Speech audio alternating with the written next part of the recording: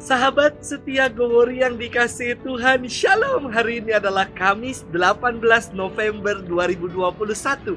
Kita akan bersama-sama merenungkan firman Tuhan yang diambil dari Injil Lukas 19 ayat 41 sampai dengan 44. Mari kita siapkan hati kita. Haleluya, haleluya, haleluya. Hari ini janganlah bertegar hati, tetapi dengarkanlah suara Tuhan. Haleluya, haleluya, haleluya.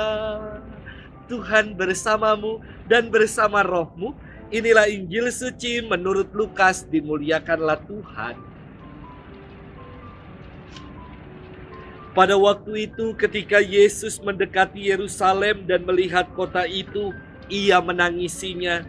Katanya, "Wahai Yerusalem, alangkah baiknya andaikan pada hari ini juga engkau mengerti apa yang perlu untuk damai sejahteramu.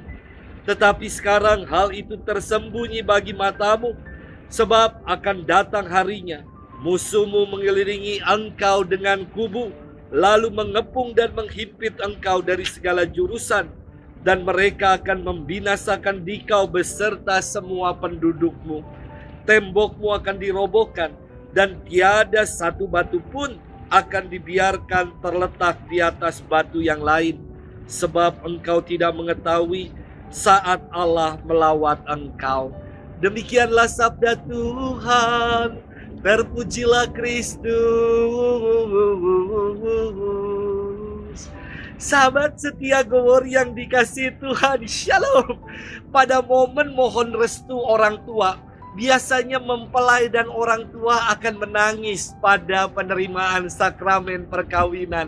Menangis bukan karena sedih, menangis karena haru dan bahagia.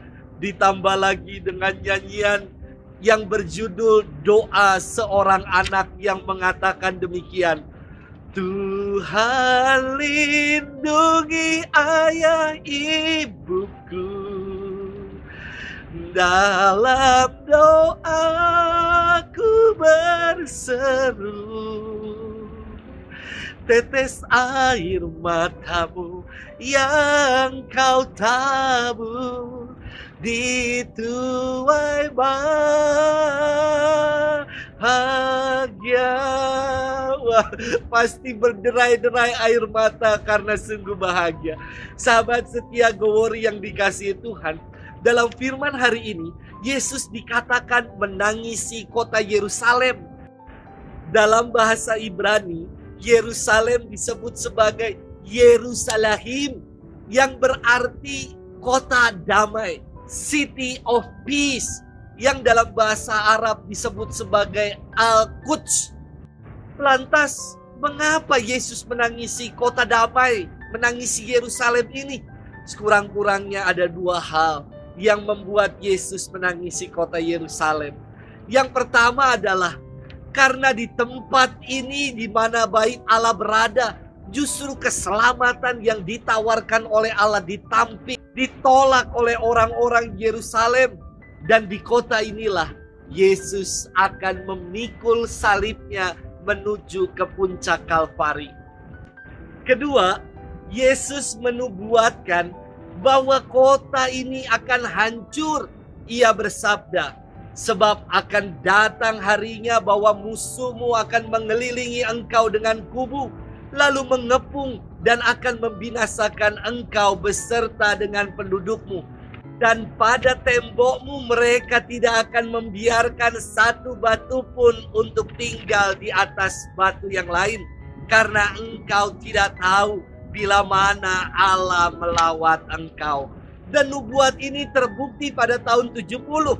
Tentara Romawi di bawah pimpinan Jenderal Titus berhasil menduduki Yerusalem, menghancurkan bait suci, dan membunuh dengan kejam penduduk kota Yerusalem.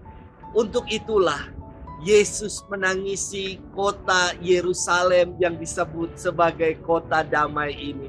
Sahabat setia Gowori yang dikasihi Tuhan, saya kira Yesus tidak hanya menangisi kota Yerusalem, air matanya juga menetes untuk tiap-tiap kita yang enggan untuk bertobat dan menjalani hidup ini dengan tidak bertanggung jawab.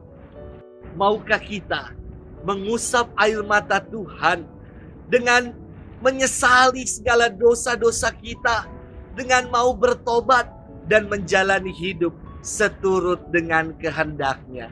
Semoga itulah yang kita upayakan dalam hidup ini. Tuhan memberkati kita selalu. Dalam nama Bapa dan Putra dan Roh Kudus. Amin.